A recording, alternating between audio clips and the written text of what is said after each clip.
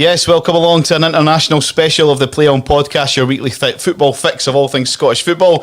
Tonight we bring you before, during and after game analysis, opinions and all-round banter from the Scotland-Austria World Cup qualifier this evening.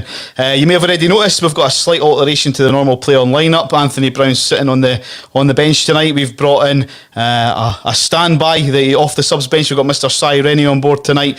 Si is a diehard football fan. He makes his Play On debut tonight. Anthony's out with injury and other club commitments, so we've got Si on board tonight. Si, first of all, good to have you on the show, mate.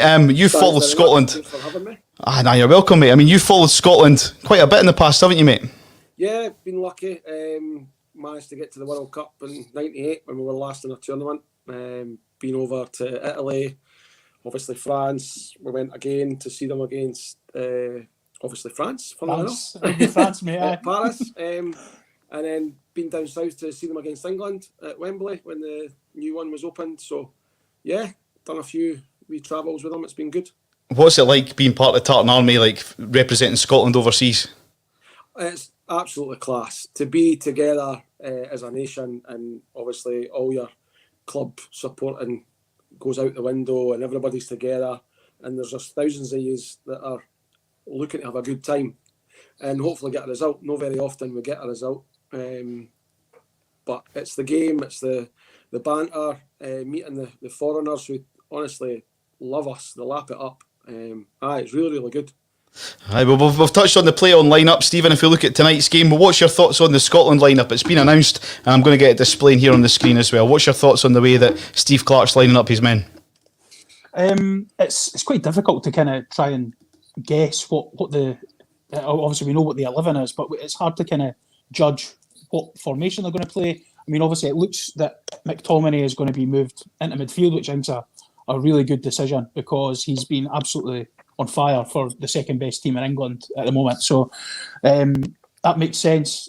Jack Henry is supposedly doing really, really well in Belgium. So again, a guy who's probably high in confidence at the moment. Bring him in to try and kind of have a look at that back line. But I think it looks to me like it. I would suggest it's probably a 5 rather than a 3 at the back. Like, I know obviously Robertson, his natural game is to kind of bomb forward, but this might actually suit us better because having Robertson as the out and out wing back for Scotland seems to be like it seems to stifle him a bit, because when he plays for Liverpool he always seems to come from deeper because he's obviously playing as a left back for Liverpool. So when he's coming from deeper, he gets more momentum in his runs. He gets a bit more kind of open ground in front of him. So that could potentially work in their favour in that kind of way.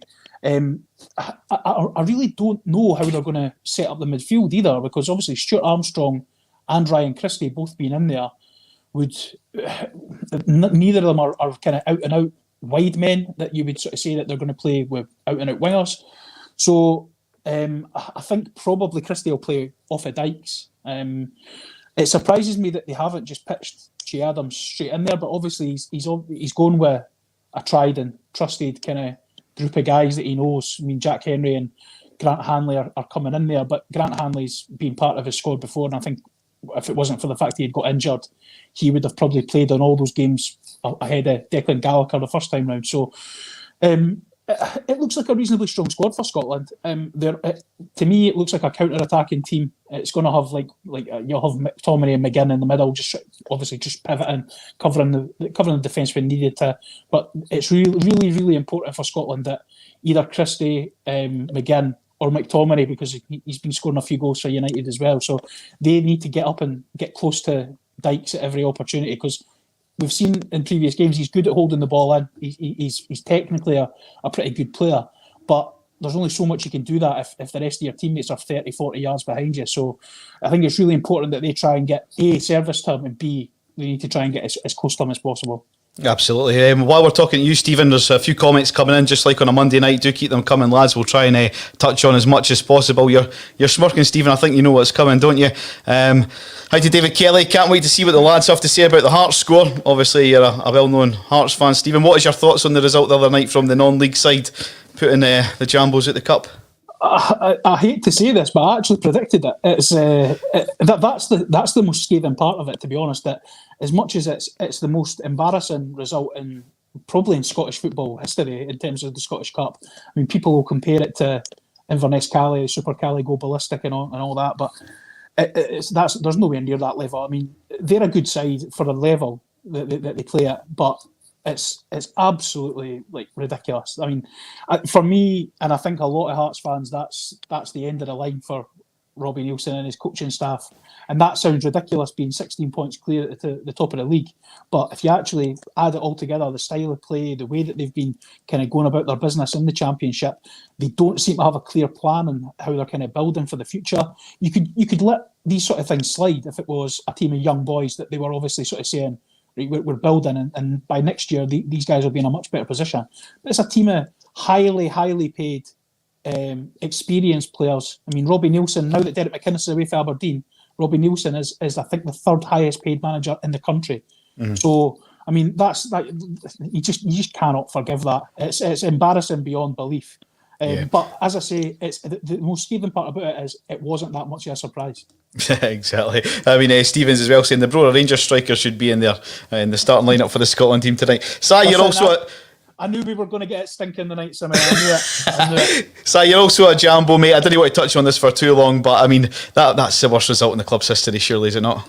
Oh, by a country mile. There's nothing even close. No in comparison. I mean, how do you go up to get beat for a Highland League team when you're top of the Championship? It just should not happen. The guys, I mean, Broa hadn't played since January. Mm-hmm. You know what I mean? They'd only trained twice and had a bounce game on Saturday there. It just shouldn't happen. Robbie Neilson, for me, he should have done the honourable thing and walked away.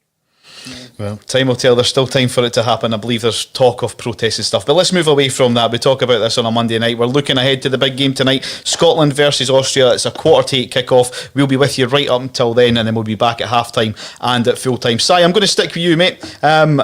There was a bit of surprise for me personally. I thought that maybe David Turnbull would have got a call-up. He's in form at Celtic. He's maybe not played the full 90 minutes there for whatever reason, but I thought that maybe Steve Clarke would have brought him into the squad either way. Do you think that David Turnbull would have deserved a call-up to that Scotland squad tonight? Definitely. I mean, he's probably the one standout player that Celtic have had this season. He's been really good in the middle of the park. He's tried to get them going. He's got a good engine. He bags goals.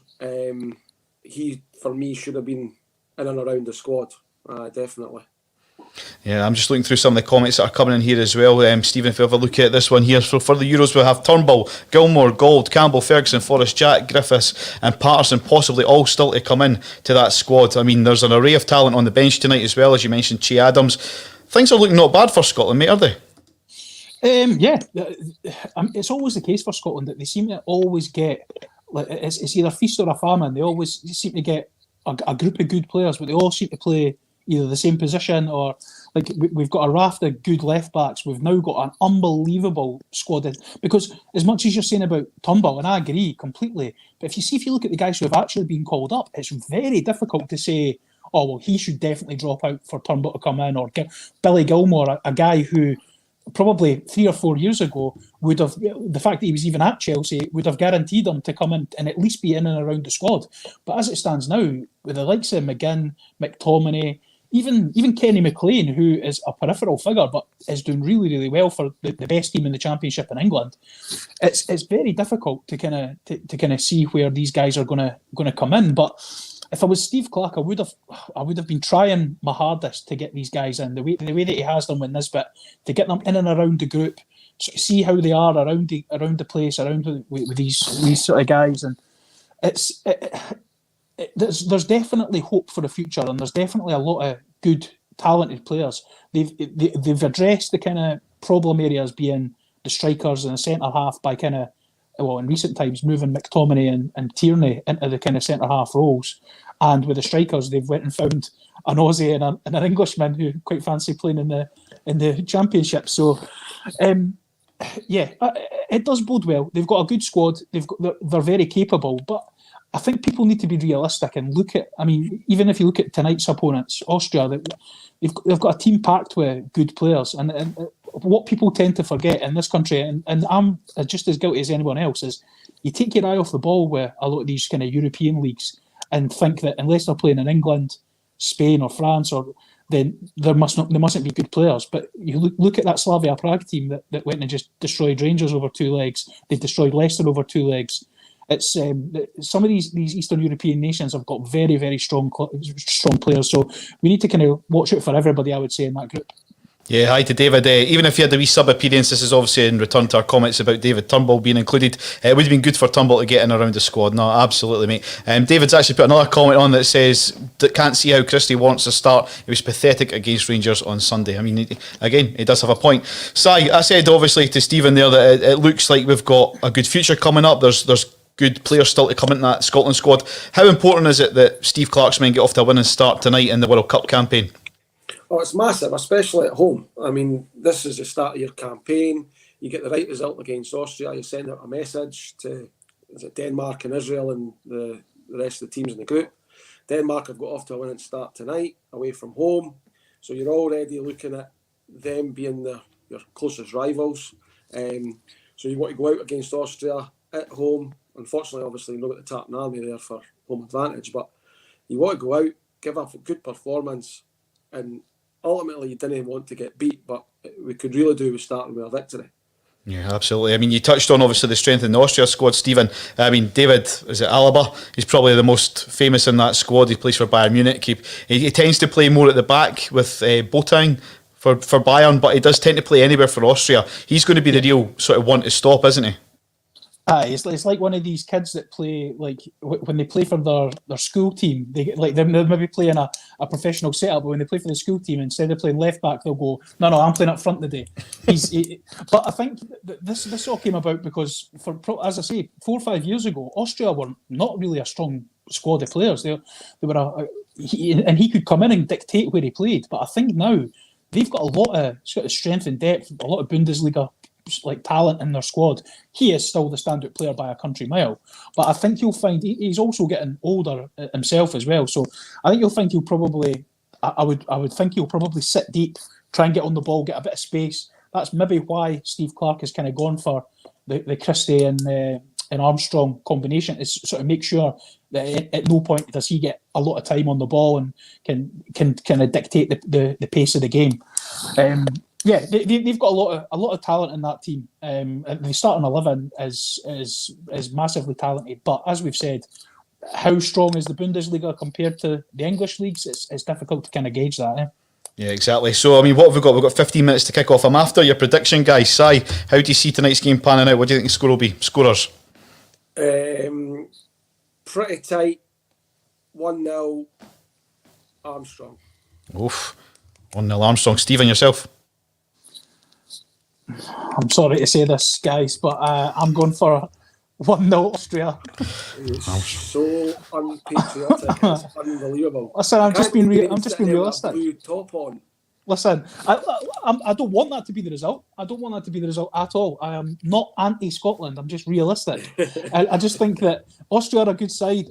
Listen, if Scotland can get away from this, avoiding defeat, in my opinion, if they can get away from avoiding defeat, a draw or scraping a win, and it's a fantastic start for them because it's something for them to build on. If they get turned over tonight, you could pretty much kiss goodbye to it already. It's that sort of a game, and I know that sounds kind of dramatic, but that seems to be kind of where we are. The thing is, it's right because there's only the top team going through, and second gets the playoff. Yeah. So there's no really a back door. Because obviously the Nations League. The Nations League is the back door, isn't it now? So it's it's always going to be a tough one to kind of go up against the Danes as well. Danes are a strong outfit, but listen, again, it's an old cliche, but you need to take it game by game. You just need to sort of play what's in front of you and say, listen, if we can get a point, or if you get 3 points tonight, brilliant. If you can get a point in Israel, even better. Then Faroe Islands, you would hope. Unless they Brora Rangers it, then it's you would. It's all right. Robbie Nielsen's not in charge. We can go exactly. We'll get Bertie back. Oh, in fact, he never won either. So I'm going to go with Stephen's prediction. I think 2-1 Scotland. So Si, you say 1-0 Scotland. Stephen, you say 1-0 Austria. I'm going to go with Stephen here. Say 2-1 to Scotland. Stephen, it's not gone down well, mate. There's a few people that are saying get him off. I know it's. I'm sorry, guys. Again, it's not the result that I want. I'm just trying to be realistic. You know me, Simmy. I like to chuck the cat amongst the pigeons when it comes to the results. On a broadly Celtic-minded platform, I went for Rangers to win the league. So listen, who's the winner? And I got it right. Anthony's going with 3-1 Scotland. There's a good few different. Yeah, David Kelly as well. Sadly, I think 3-1 to Austria. Oh, there we go. So he's just as bad as you here, Stephen. So it'll be interesting. He's worse than me. Well, it'd be good to see how this one pans out. I'm really looking forward to this game. Steve Clark, he's come out and he said that we can't just be one tournament ponies. We need to make a bit of a habit of winning. But can you see it? Can you really see this happening? I think so, yes. I mean, to qualify for the Euros, to get that monkey off your back is a big thing. The guys, every squad that we've had, every tournament that we've tried to qualify for, 3 out of 4 or 5 we've ran it really close and not really managed to get over the line. This time we've used the Nations League and we've got over the line. We're now in a tournament. The guys, we've seen the celebrations that they had after getting qualification. To have that feeling, they want that again. And he's got a squad that now knows what it's like to qualify. They'll want to qualify for the World Cup. And as you say, we've got young guys that are ready and waiting to come in and get involved. I think it can only be good for Steve Clark to have actually an abundance of people that can be in his squads. I mean, if you go back, 5-6 years ago, you could basically count the 16 that were going to be in it at all times for 5 years. This is what I'm saying, Si. See, maybe even 5-6 years ago, somebody like Billy Gilmore, even just being registered to play for Chelsea, who are in the last 8 of the Champions League, he would have been one of the first names on the team sheet. Yeah, the fact 100%. That he can't even get in the squad at the moment, and as much as people are kind of maybe grumping a little bit about it, but people are not going, this is absolutely ridiculous. You can understand why he's not in the squad, because you look at that, shows you the strength and depth. You've got, instead of having guys like, I mean, obviously we had in previous years gone by, in previous campaigns, you had the old firm players who were winners, and then you maybe had Darren Fletcher at Man United. Out with that, it was guys kind of lower end of the Premiership, maybe Championship, a lot of maybe Hearts, Hibs guys. Now you've got McTominay, who plays for Man United, nothing less than I know that they've maybe not won anything for a while, but they expect to win every single game they play. The old firm players, exactly the same. Still, it will always be the same case. They go out and they have to win every match. Andy Robertson's a Champions League winner with Liverpool and Premiership winner. You've got Billy Gilmore, as I say, maybe a squad player, but he's in and around that Chelsea dressing room, who again, the demand to win for them is massive. So you do have players playing at a good level. And if you can even try and get an extra 10, 20% out of even the more experienced guys, the Grant Hanleys, the Ryan Frasers, who are maybe playing top-end Championship, bottom-end Prem, if you can get some decent performances out of these guys, there's no reason why Scotland can't be kind of rubbing shoulders with these people. But I still think you need to be realistic and say that this Scotland squad, although it's done something that previous squads haven't done, the reason that they were able to do that is because they obviously expanded the tournament. So like that, you need to be realistic and sort of say that that's where we are. But at the same time, you need to take that belief and you need to be able to say, like, it doesn't matter if they've expanded the tournament or not. We are now at a tournament, and going there and playing, even if you're going and playing 3 games, who cares? It's 3 games more than we were playing from anywhere from 98 till now. So that's right. Take the confidence and move forward with it. Absolutely. I mean, one player we've not talked about who's been included in Steve Clark's squad is the lad Nisbet at Hibs. Get Nisbet on, says Paul in the comments. Is he maybe one if it's 1-1 with 70 minutes played? Last 20 minutes, do you get Nisbet on and see if he can get that winner? What do you think, Si? Oh, definitely. He's a penalty box striker. I mean, we've needed one for I don't know how long. We've tried to bring penalty box strikers in. I think the only one that we've had for a while really was Griffiths. But he's in and out the squad because of his personal reasons and his injuries and whatever. But Nisbet in the squad, brilliant. And I think, 25, 30 minutes to go. If you're drawn, get him on, and he'll create chances, and he's got the capabilities to score.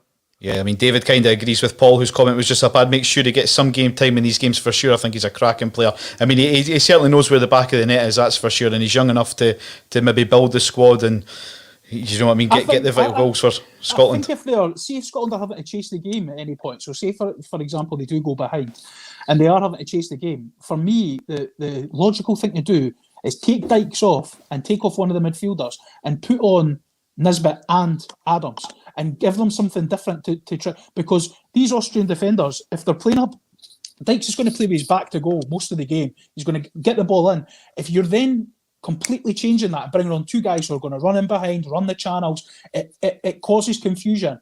And I don't care what level of football you're playing at and how experienced you are, if it changes up like that, you need to have it within your system to be able to kind of adapt to something like that. So that's, to me, I think that's the logical thing to do, not just either put on Adams or Nisbet and play them up beside Dykes. I'd go for them both. I would just say, right, on you go, boys, see what you can do. That'd be a good way to do it, like.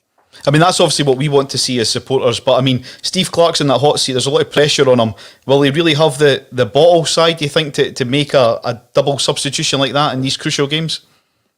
He'll maybe not make the double substitution, but I think he would introduce the both of them over maybe a 10-15 minute period. I definitely don't think he would do the two of them, unless we were getting beat and he had to really change it. He would maybe bring them both on at the same time, but I think he could definitely get them both involved.